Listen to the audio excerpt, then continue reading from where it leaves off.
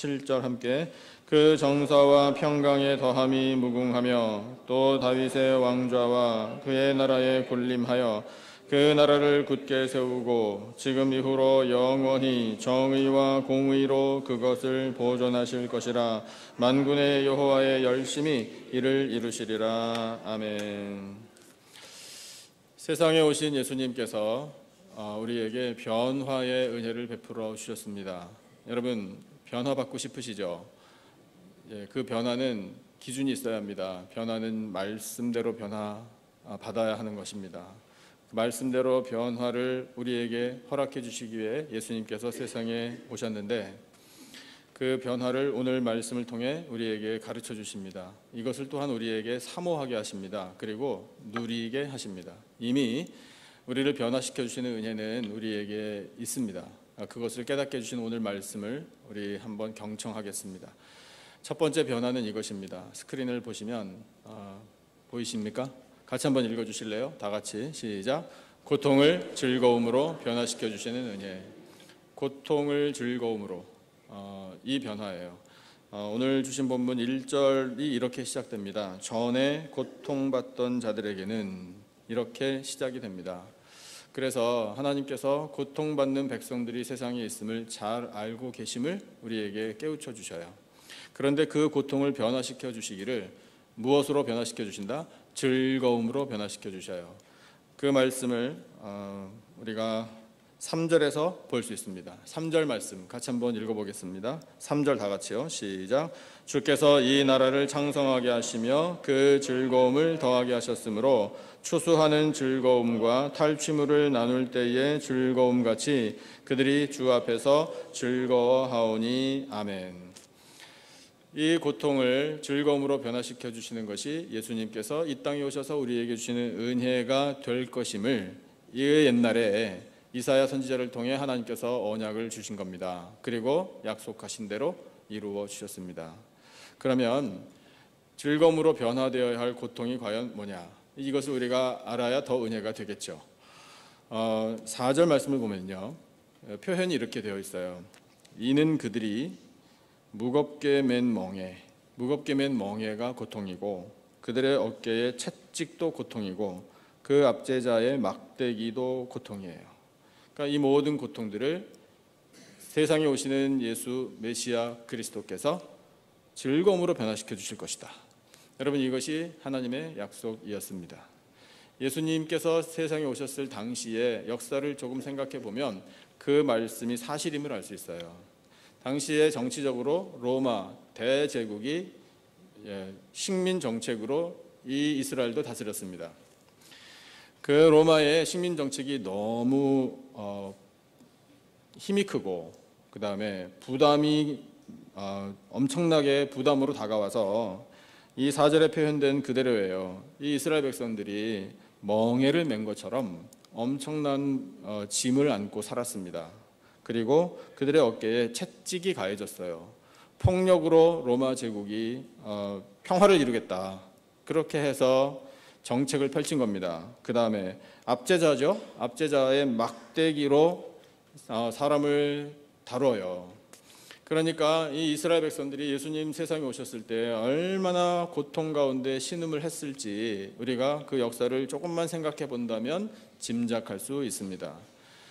그런데 이 이스라엘 백성들이 그런 고통을 안고 있음을 하나님께서도 잘 알고 계셨거든요. 그렇다면 여러분, 잘 아신 하나님께서 해결해 주셔야 되잖아요. 그러면 해결을 해주시는 방법은 뭐겠습니까? 정치적으로 이 고통을 엄청나게 받고 있으니 정치적으로 해결해 주셔야 되잖아요. 그러면은 예수님이 메시아로 세상에 탁 오셨으면 일단 로마부터 어떻게 해줘야 되는 거 아니에요. 그런데 예수님은 그런 일을 하지 않으셨어요. 아주 나약해 보이는 일들을 하셨습니다. 변방에요, 시골에 갈릴리 호수와 그 호수 주변의 마을들을 댕기시면서 병자 고쳐주시고, 가난한 사람, 배고픈 사람들에게 먹을 거 주시고, 귀신 들린 사람 귀신 쫓아내주시고, 외로운 사람들 손잡아주시고, 친구가 되어주시고, 그렇게 하셨어요. 그리고 하나님 나라의 복음을 그 촌뜨기 사람들한테 전파하시고요. 여러분, 그렇게 생각해 본다면 이 이스라엘 백성들이 가지고 있었던 고통을 해결해 주시는 것과는 거리가 너무 멀어 보입니다. 예수님께서 또한 사역 중에 이런 말씀을 하셨어요. 세금 바치는 거 가지고 사람들이 도전을 해왔을 때 가이사, 즉 시저 황제의 것은 누구에게 주라? 가이사에게 주라. 하나님의 것은 하나님께 바치라. 그 말씀의 뜻이 뭘까요? 로마가 엄청난 억압으로 엄청난 세금을 쥐어 짜내고 폭력을 가한다? 이 식민 정책에 순응하라. 이런 거예요. 그러니 인간적으로 볼 때 얼마나 나약합니까? 그리고 하나님께서 이스라엘 백성들의 고통을 잘 알고 계실 텐데 그 고통은 하나도 해결해 주시지 않는 거예요. 하지만 여러분, 예수님께서는요, 그런 사람들이 생각하는 정치적인 방법으로 무언가 혁명을 일으키고 폭력적인 것을 또 도모하고 사람들을 규합하고 그렇게 해서 독립운동을 일으키고 독립을 쟁취하고 이와 같은 일들을 하신 것이 아니라 인간의 근본적인 고통, 이 문제를 다루시고 거기에 대한 해법을 주셨어요. 인간의 고통이 왜 있겠습니까? 고통 중에 가장 큰 고통이 뭘까요? 성경은 우리에게 말씀하고 있어요. 그건 사망의 고통입니다. 그러면 왜 사망의 고통이 올까요? 그 근본적인 이유가 바로 죄임을 예수님께서 깨우쳐 주신 거예요. 그래서 여러분, 예수님께서 만난 사람들을 가만히 살펴보면 아픈 사람들, 귀신 들린 사람들, 외로운 사람들, 이런 사람들이 대부분이었잖아요. 그런 사람들을 만나실 때 예수님 또 때로는 이렇게 선포하셨습니다. 내 죄 사함을 받았느니라, 이렇게 말씀하셨어요. 여러분, 아파 죽겠는데, 쉽게 얘기해서 아파 죽겠는데 죄 사함이 무슨 소용이냐고요. 여러분, 이것이 인간의 오해예요. 아무것도 모르는 거예요. 그 아픈 것이요, 인간의 죄 때문에 빚어진 일들임을 예수님께서 말씀해 주신 거예요.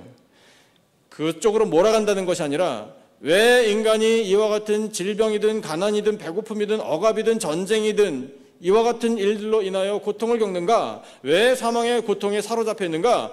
죄 때문이다. 이것을 예수님께서 가르쳐 주신 거예요. 그래서 예수님께서 내 죄 사함을 받았느니라 선포하신 것입니다. 여러분, 죄 사함을 선포하시는 예수님의 음성이 바로 하나님 앞에 선 모든 죄인인 우리를 향하여 주시는 은혜의 음성인 줄로 믿습니다.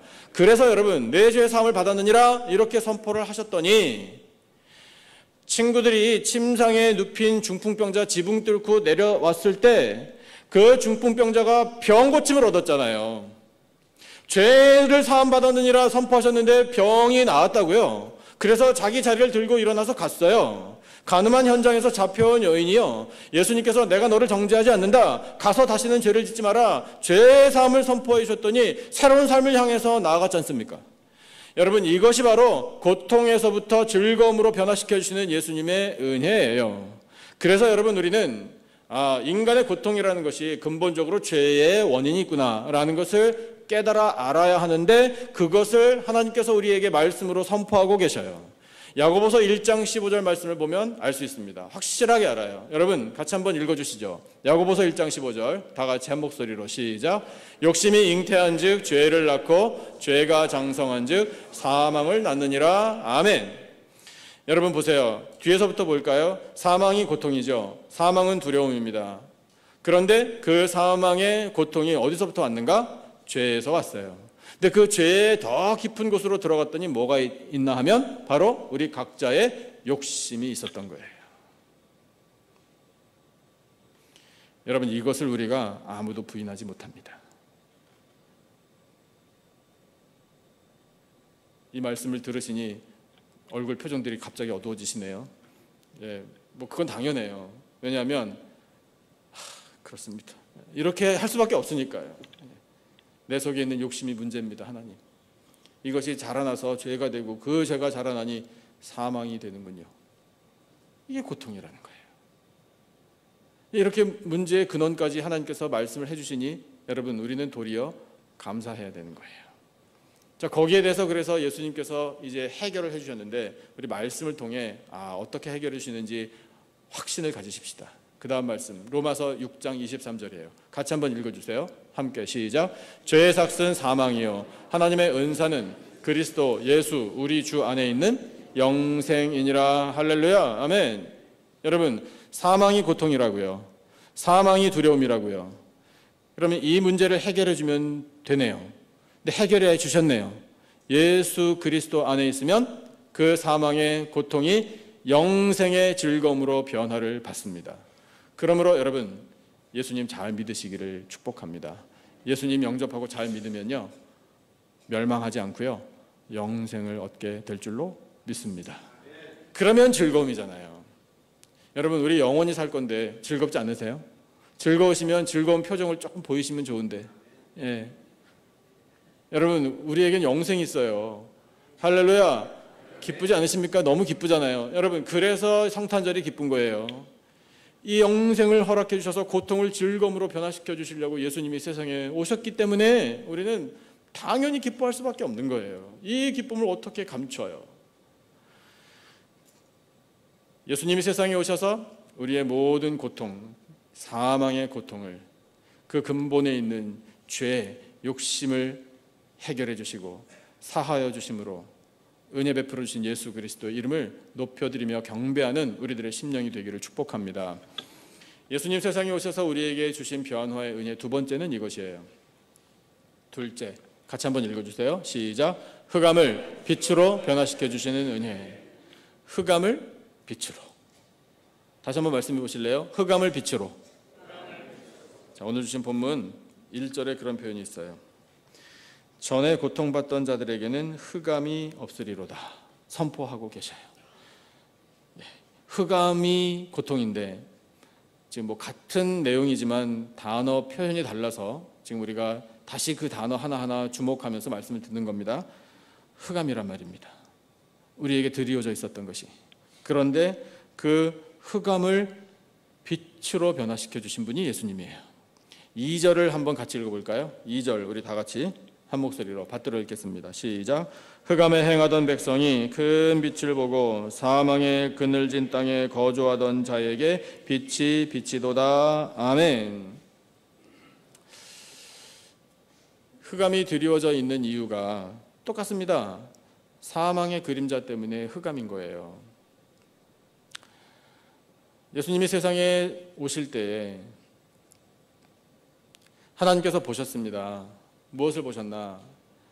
이 땅에 있는 백성들에게 흑암이 드리워져 있음을 보신 거예요.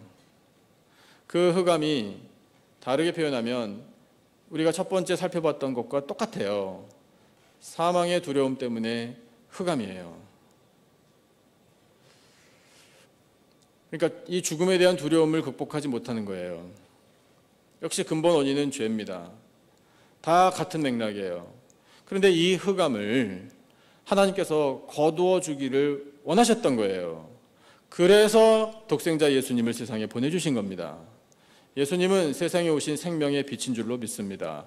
그래서 오늘 주신 말씀처럼 큰 빛을 보면 이 사망의 그늘진 그 땅에 거주하던 모든 백성들, 그 모든 흑암을 거두어 주시는 은혜가 임하는 거예요. 이 사망의 흑암을 현대적인 용어로 좀 바꿔서 표현해 보겠습니다. 이 흑암이요, 여러 가지 다양한 증세 내지는 증상들로 나타나요. 영적인 질병으로요.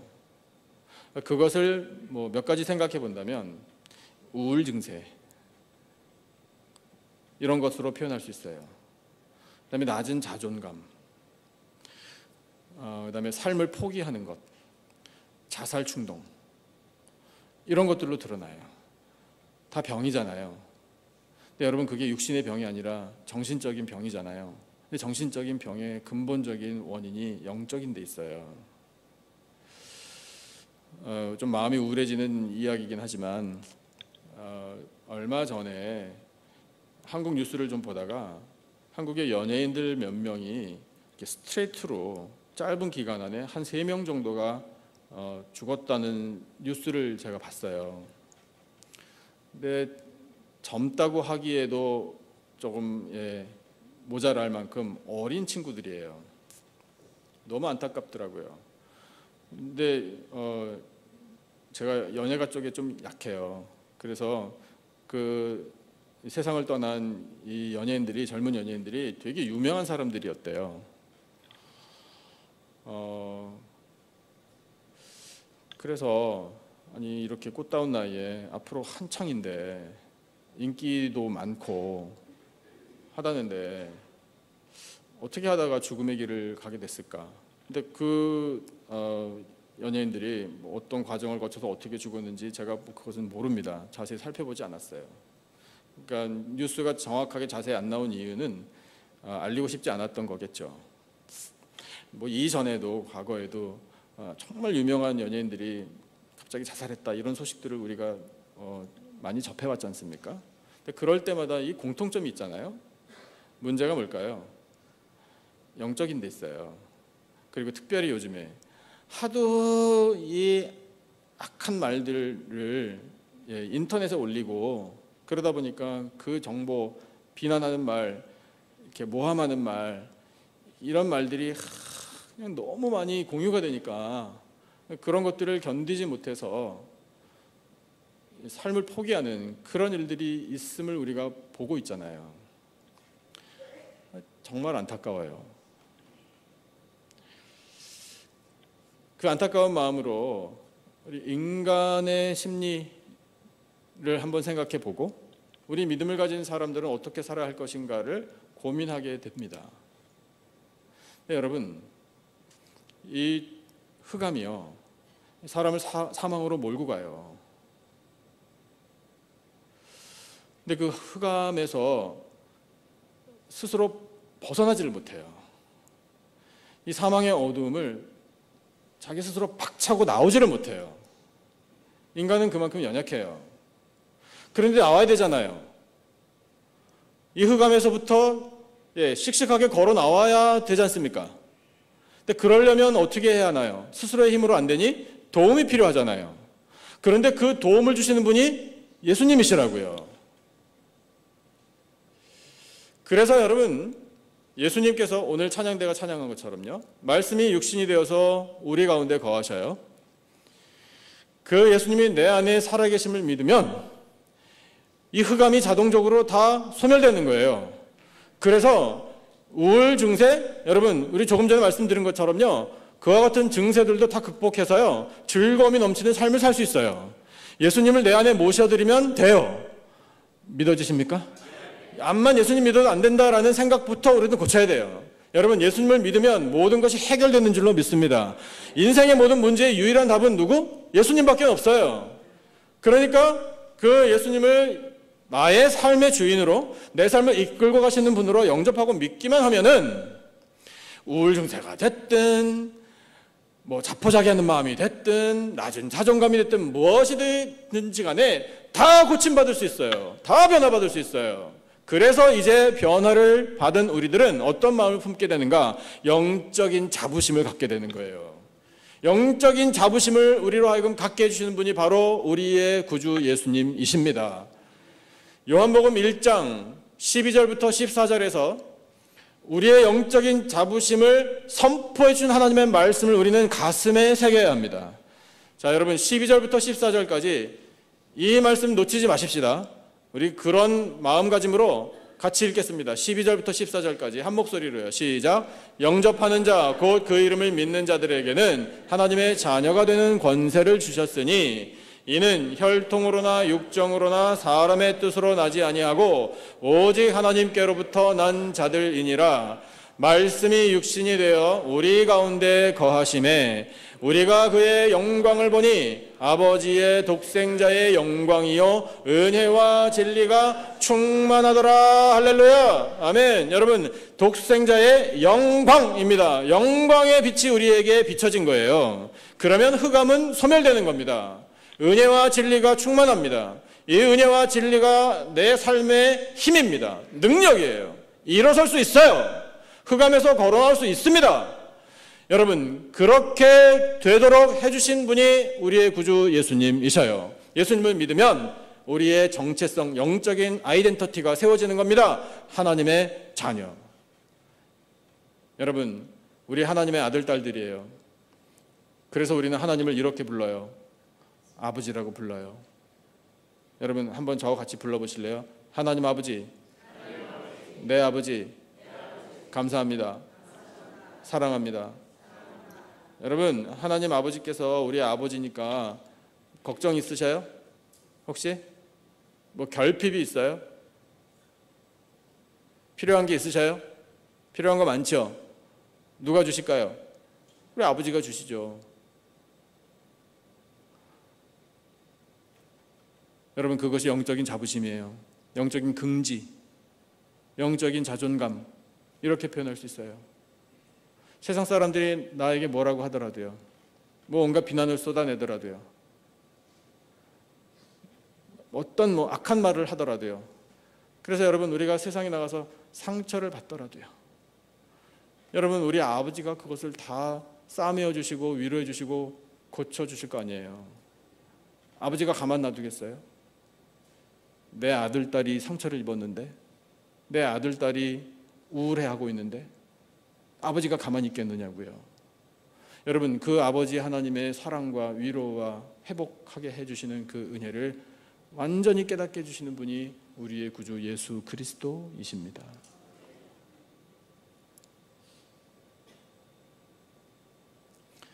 그래서 여러분, 이제 우리가 빛을 받아서 모든 흑암이 우리로부터 다 떠나가고 생명의 빛을 받은 사람이 되었음이 어떻게 드러나는가 하면, 여러분, 이미 우리가 조금 전에 다 했어요. 내 안에 이미 빛이 임했습니다라고 고백하는 것이 하나님을 아버지라고 부른 거예요. 하나님을 아버지라고 부를 수 있게 된 것이 이미 빛이 비춰진 증거란 말입니다. 그러니까 여러분, 아직까지 나에게 빛이 안 왔는데 라고 생각하시지 마세요. 그냥 우리에게는 이미 생명의 빛이 비추어진 것으로 믿음으로 고백하시기를 축복합니다. 그 생명의 빛을 비춰주심으로 말미암아 우리를 하나님의 자녀로서 권세를 누리게 하신 하나님, 찬양으로 영광 올려드려야 합니다. 그래서 여러분, 우리 찬송가 중에 내 영혼의 햇빛 비치니 다 아시죠? 1절 가사 띄워드릴게요. 반주 좀 부탁해요. 내 영혼의 햇빛이 비춰지기 때문에 내 안에 주님의 영광이 찬란합니다. 내 안에 은혜와 진리가 충만하신 예수님이 살아계십니다. 우리 그런 고백으로 이 찬양 우리 힘차게 박수치면서 함께 찬양하겠습니다. 이 찬양을 들으신 우리 아버지께서 기뻐하실 줄로 믿습니다. 내 영혼의 햇빛 비치니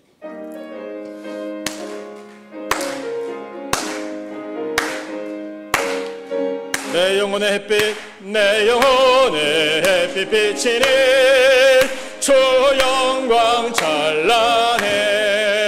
이 세상 어떤 빛보다 이 빛 더 빛나네. 주의 영광 빛난 광채 내게 비춰주시옵소서. 그 밝은 얼굴 배울 때 나의 영혼 기쁘다. 할렐루야. 아멘, 아멘.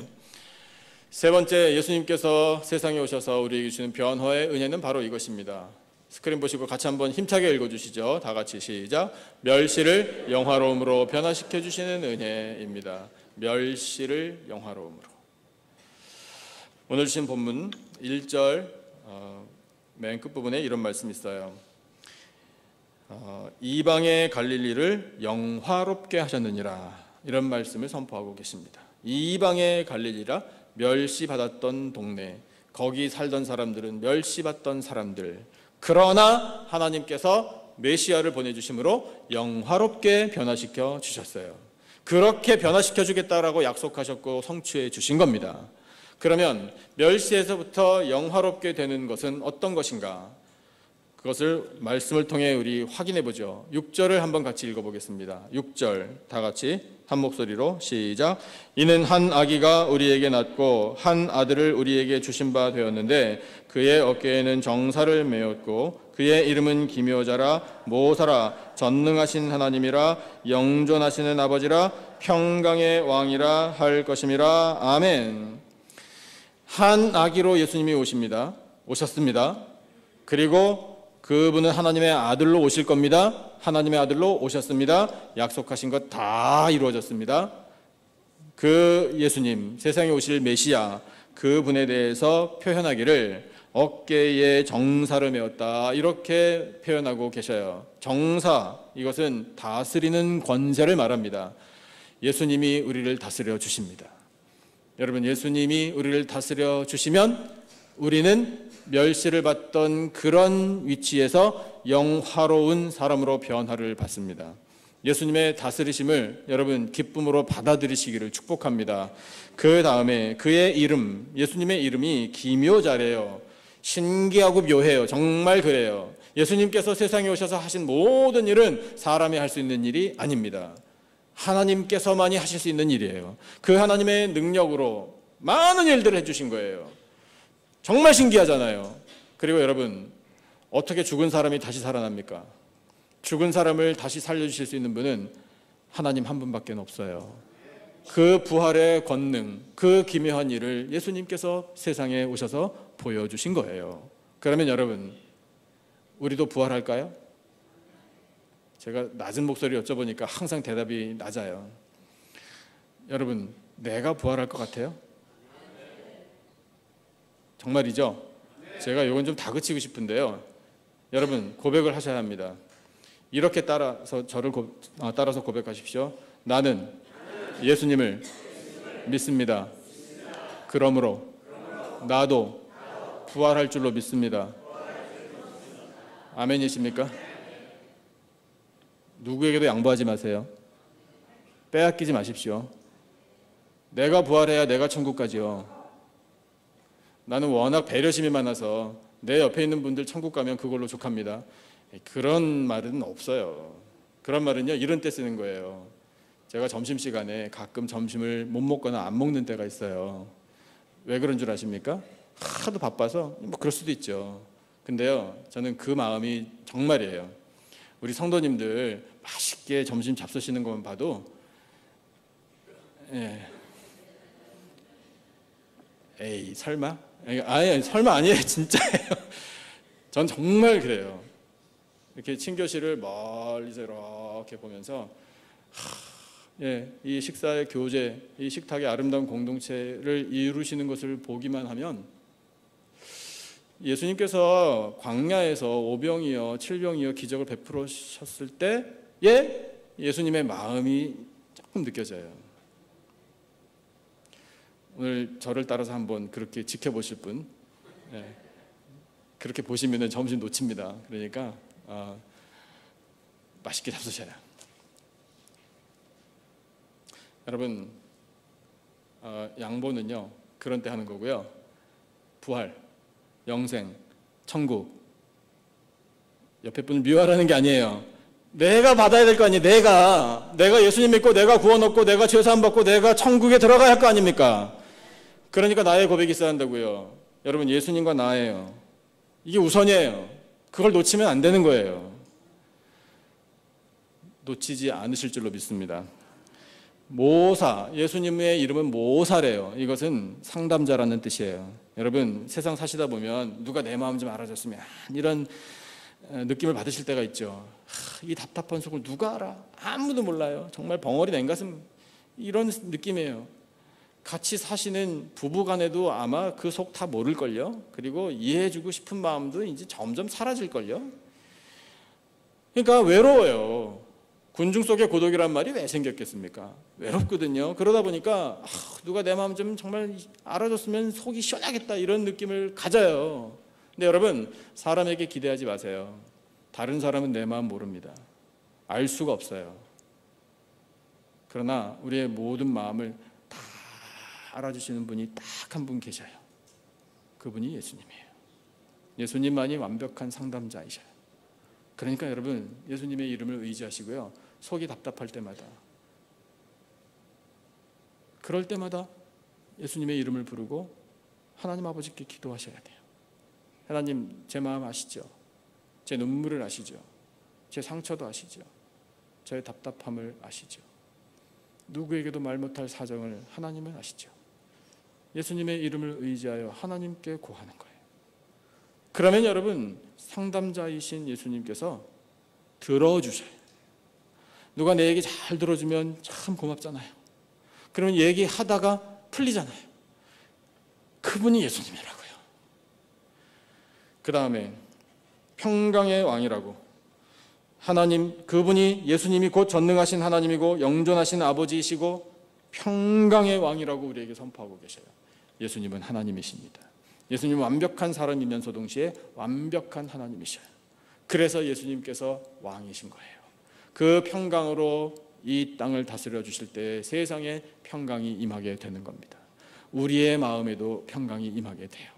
그러므로 우리는 예수님을 평강의 왕으로 영원하신 하나님 아버지로 모셔드려야 돼요. 7절에서 그것을 다시 한번 선포하고 계십니다. 하나님께서 7절 우리 같이 한번 읽어볼게요. 한 목소리로 시작. 그 정사와 평강의 더함이 무궁하며 또 다윗의 왕좌와 그의 나라에 군림하여 그 나라를 굳게 세우고 지금 이후로 영원히 정의와 공의로 그것을 보존하실 것이라. 만군의 여호와의 열심히 이를 이루시리라. 아멘. 여러분, 만군의 여호와 하나님께서 열심히 우리에게 언약을 주시고 열심히 일하시고 열심히 독생자 보내주시고 열심히 약속하신 모든 말씀을 이루어 주셨습니다. 여러분, 우리가 섬기는, 우리가 사랑하는 우리 하나님 아버지께서 열심히 무언가를 하신대요. 그러면 하나님의 자녀인 우리는 어떻게 살아야 될까요? 우리도 열심히 살아야 돼요. 여러분, 우리 예수님 열심히 믿자고요. 열심히 예배하고요, 열심히 봉사하고, 열심히 일도 하고, 열심히 가정 지키고, 열심히 기도하고, 모든 일 다 우리 하나님 아버지 기쁘시게 해드리도록 열심히 하십시다. 여러분, 그러면 약속하신 이 은혜가 우리에게 임해요. 멸시천대요 영화로움으로 변화돼요. 그것이 바로 하나님의 은혜입니다. 여러분, 이 멸시를 받던 인생들을 영화롭게 해주신 이 예수님의 약속의 말씀이 이루어진 현장으로 우리 한 군데만 가보겠습니다. 그 현장은 누가복음 7장에 나와요. 누가복음 7장으로 여러분 한번 같이 들어가 보시죠. 신약성경 102페이지 누가복음 7장 36절부터 50절까지예요. 누가복음 7장 36절부터 50절까지 말씀.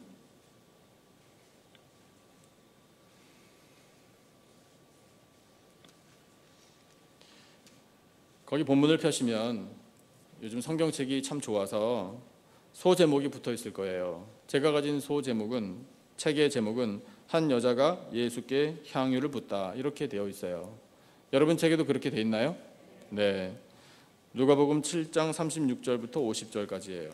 그러면 여러분 이 이야기 내용은 이미 잘 아실 거예요. 많은 분들이.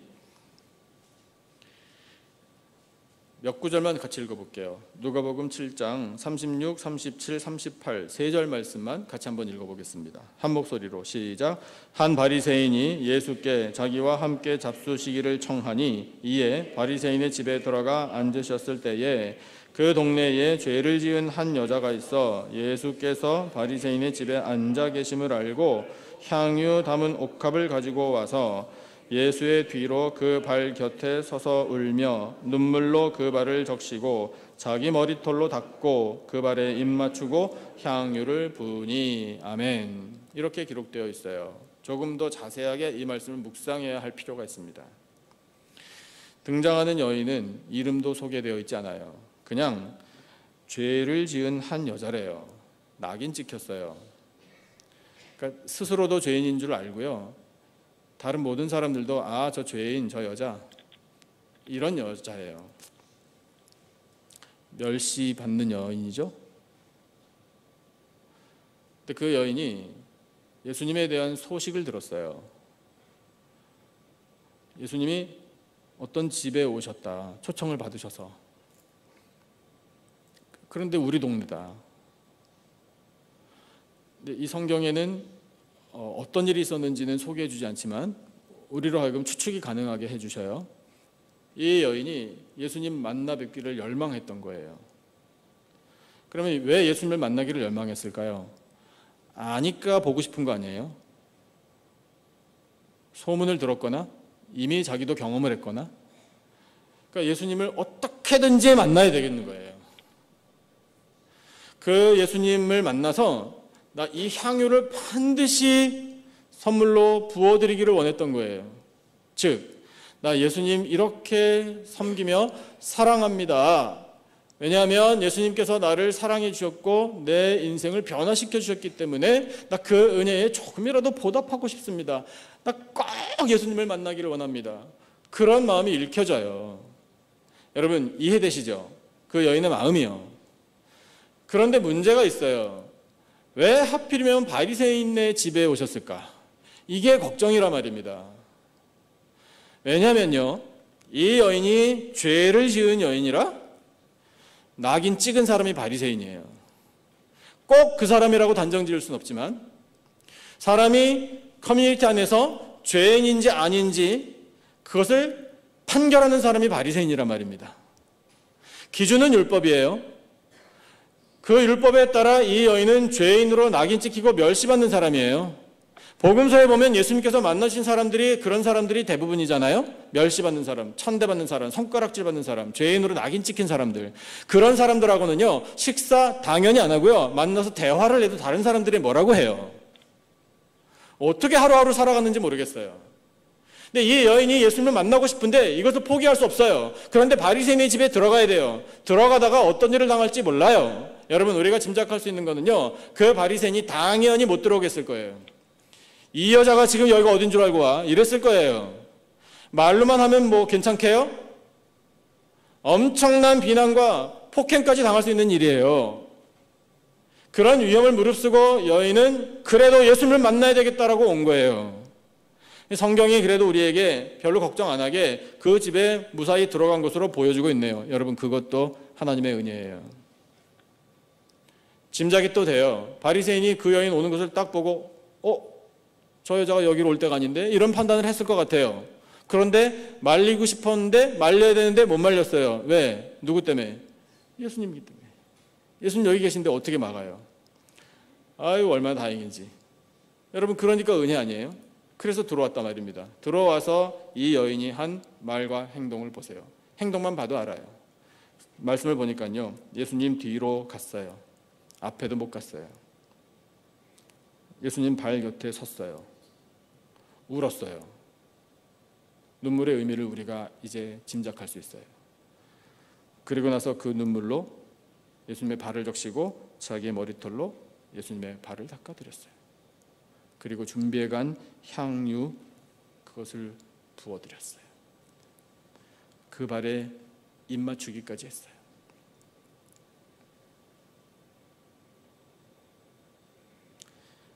그 행동에 담겨있는 메시지 우리가 읽을 수 있어요. 예수님은 멸시받던 저를 받아주셨습니다. 세상 사람들은 전부 저를 죄인이라고 멀리합니다. 비난합니다.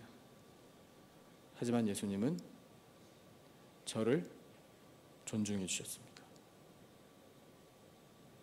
영화롭게 해주셨습니다. 이 은혜에 이 작은 것으로 보답해드리고 싶습니다. 그리고 고백합니다. 예수님 저를 사랑해 주셨듯이 저도 예수님을 사랑합니다. 예수님께서 그것까지 다 이해하시고 받아주신 거예요. 바리새인은 그 여인의 행동에 대해서 책망을 했지만 예수님께서 말씀하셨잖아요. 이 여인의 모든 행동, 그 여인의 마음 보라 말이지. 나를 사랑하는 그 마음 너희들 모두에게 있어야 한다. 교훈을 주시잖아요. 그 교훈과 더불어 예수님께서 선포하신 말씀을 우리가 들어야 돼요. 여러분 그것이 우리를 향한 예수님의 사랑의 말씀이에요. 같이 한번 본문을요 47절 48절 스크린에 띄워주시면 되겠네요. 47절 먼저 한번 읽어보겠습니다. 다 같이 한 목소리로요. 시작. 이러므로 내가 내게 말하노니 그의 많은 죄가 사하여졌도다. 이는 그의 사랑함이 많음이라. 사함을 받은 일이 적은 자는 적게 사랑하느니라. 사함을 많이 받았으니까 많이 사랑한다는 거잖아요. 자, 그다음에 그 다음 구절 48절도요. 다 같이 시작. 이에 여자에게 이르시되 내 죄 사함을 받았느니라 하시니 할렐루야. 멸시받던 죄인이 이제는 영화로운 그리스도의 사람이 된 거예요. 50절 같이 읽겠습니다. 시작. 예수께서 여자에게 이르시되 내 믿음이 너를 구원하였으니 평안히 가라 하시니라. 아멘. 여러분, 이 죄인, 멸시받던 죄인을 영화롭게 해주신 예수님의 말씀이 우리에게 임하여 우리도 예수님의 사랑을 받고 멸시받고 천대받던 정말 아무것도 아닌 나 같은 인생도 예수님 받아주셔서 영화롭게 해주셨습니다. 하나님의 자녀 삼아주셨습니다. 하나님 감사합니다. 우리 그런 믿음의 고백을 드리면은요, 그 예수님이 주시는 평안이 임해요. 그러면 이때의 평안은 어떤 능력을 발휘하는가 하면요, 여전히 여러분 이 말씀에 나오는 여인도요, 여전히 세상 사람들은 죄인이라고 멸시하고 비난했을 거예요. 하지만 상관없어요. 더 이상 상처 안 받아요. 왜냐하면 예수님 주시는 평안이 있기 때문에요. 사람들이 여전히 나를 그렇게 생각해도 나는 상관없어요. 왜냐하면 내 안에 예수님이 계시니까. 나 예수님 사랑받는 몸이니까. 나도 예수님 사랑하니까. 여러분, 평안은 곧 능력이에요. 사랑하는 성도 여러분, 예수님 주시는 평안이 충만하시기를 축복합니다. 그러면 세상에 나와서 상처 안 받아요. 실망 안 해요. 부글부글 안 끓어요. 원수 갚아야 되겠다. 내가 이걸 반드시 갚아야 내 직성이 풀리겠다. 속이 시원하겠다. 아니에요. 그럴 필요 하나도 없어요. 여러분, 자유를 누릴 수 있는 방법이요, 예수님이 주시는 평안이에요. 이 평안이 삶의 능력이에요. 사랑하는 성도 여러분, 예수님 주시는 평안을 누리시기를 축복합니다. 멸시받는 인생에서 영화로운 인생으로 변화받는 거예요. 우리를 향한 하나님의 은혜인 줄로 믿습니다. 하나님께서 독생자 예수 그리스도를 세상에 보내주셔서 모든 고통을 즐거움으로 변화시켜 주셨어요. 흑암을 빛으로 변화시켜 주셨습니다. 멸시를 영화로움으로 변화시켜 주셨어요. 우리는 그래서 그 은혜를 이미 알고 누리는 사람들이 되었습니다. 할렐루야. 이제 할 일 있어요. 하나님께서 우리에게 기대하시는 일이에요. 그것은 아직까지 이 변화의 은혜를 모르는 사람들에게 나아가는 거예요. 우리 주변에 여러분이 알고 계신 분들 중에 여전히 고통이나 흑암이나 멸시 가운데에 방황하거나 힘들어하는 분들이 있을 수도 있어요. 세상에 그런 사람이 많음을 우리가 봅니다. 왜 그런가? 로마서 말씀을 보니까 이유를 알겠어요. 로마서 10장에서 하나님은 이렇게 우리 마음을 찔러주시면서 말씀하셔요. 14절과 15절에 같이 한번 읽어보죠. 한 목소리로요. 시작. 그런즉 그들이 믿지 아니하는 일을 어찌 부르리요? 듣지도 못한 일을 어찌 믿으리요? 전파하는 자가 없이 어찌 들으리요? 15절도요. 보내심을 받지 아니하였으면 어찌 전파하리요? 기록된 바 아름답도다 좋은 소식을 전하는 자들의 발이여 함과 같으니라. 아멘. 다시 14절을 좀 보여주셔요. 그 사람들은 아직 믿지 못하는 사람들이거든요.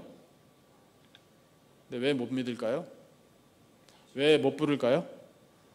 못 들어봤으니까. 왜 못 들었을까요? 처음 파는 사람이 없으니까. 왜 전파하는 사람이 없을까요? 보내심을 받지 못했으니까. 보내심을 받았다라는 인식이 없으니까. 그러면 여러분, 그분이 예수님에 대해서 못 듣고 복음의 소식을 못 들었다면 이건 누가 안전해 준 거죠? 말씀하기 불편하시겠지만 이렇게 저를 따라 한번 해보실래요? 자, 저 위에 탓이 있습니다. 이게 아니고요. 왜 한번 해보셔요. 괜찮아요. 뭘 이렇게 불안해하십니까? 답을 다 알고 계신 거죠? 내가 문제지. 내가 안 했으니까 내가 안 전해줬고. 뭐 다른 사람 다른 이유를 어떻게 우리가 탓하겠어요? 목사님이 좀 잘 전해주시지. 잘 전해드릴게요. 약속을 잡아주세요. 만나게 해주셔야지 전하죠. 제가 책임 회피하려고 드리는 말씀이 아니라 약속 잡아주시면 최선을 다해서 전해드리겠습니다. 여러분, 우리 준비하고 있어야 돼요. 내가 안 전해주면 그분은 못 들어요. 누군가 들려주겠지. 요즘 인터넷에 설교가 쏟아지는데 아니에요. 여러분, 진짜 복음은 전하는 사람의 입을 통해서 듣게 돼 있습니다. 하나님의 역사하는 방식이 그래요. 그러니까 우리가 회피하지 못해요. 부담스러워라. 예, 맞아요. 여러분 부담 느껴야 돼요. 예수님을 전해야 할 사람은 바로 다른 사람이 아니라 나예요. 내가 전해줘야 돼요. 한마디라도, 그 이름 한 번이라도. 예수님만이 모든 고통에서 즐거움으로 변화시켜 주시는 분입니다. 예수님만이 흑암을 걷어주시고 이 사망의 그림자 걷어주시고 빛을 비춰주시는 생명의 주님이십니다. 예수님만이 멸시당하는 인생을 영화로운 인생으로 변화시켜 주시는 주님이십니다. 전해야 돼요. 전할 때 성령의 역사가 나타나요. 그러니까 여러분, 우리 영혼을 사랑하는 마음으로 결단하십시다. 성탄절이 왜 기쁘고 즐거운가? 그 예수님이 세상에 오셨기 때문이에요. 변화시켜 주시는 주님. 그러므로 여러분, 우린 먼저 받았기 때문에 누리고 감사하고 기뻐하고 찬양하고 얼마나 좋아요. 얼마나 즐거워요. 이제 그 영적인 즐거움과 기쁨을 모르는 사람에게 나아가서 전해줘야 할 사명을 받은 사람들이 바로 우리들입니다. 우리들을 통해서 하나님께서는 영혼들이 구원 얻기를 원하고 계십니다. 세상에 오신 예수님, 우리에게 주신 이 변화의 은혜, 고통을 즐거움으로, 흑암을 빛으로, 멸시를 영화로움으로 변화시켜 주신 예수님의 은혜 앞에 감사하고 전하는 사명도 감당하고 하나님의 영광 나타내고 하나님 주시는 더 풍성한 은혜 누리며 살아가는 복된 백성들이 다 되시기를 이 땅에 오신 예수님의 이름으로 축원합니다. 기도하겠습니다. 하나님 은혜를 감사합니다. 세상에 오신 예수 그리스도께서는 변화의 은혜를 저희들에게 주셨습니다. 고통을 즐거움으로 변화시켜 주시고 흑암을 빛으로 변화시켜 주시며 멸시를 영화로움으로 변화시켜 주셨습니다. 하나님 감사합니다. 저희들은 그 변화의 은혜를 이미 입은 사람들인 줄로 믿습니다. 아직까지 누리지 못하는 사람들에게 나아가 전하겠습니다. 예수님의 이름을 전하고 구원의 복된 소식을 증거하며 하나님의 은혜를 전파하겠사오니 성령이여 우리에게 권능을 베풀어 주시옵소서. 허락하신 말씀대로 살아 영광 올려드리기를 원합니다. 하나님, 오직 예수 그리스도만을 의지하며 살아가는 복된 백성들이 될 줄로 믿습니다. 주여 저희들과 함께하여 주시옵소서. 귀한 말씀 들려주심을 감사하오며 예수님의 이름으로 기도드리옵나이다. 아멘.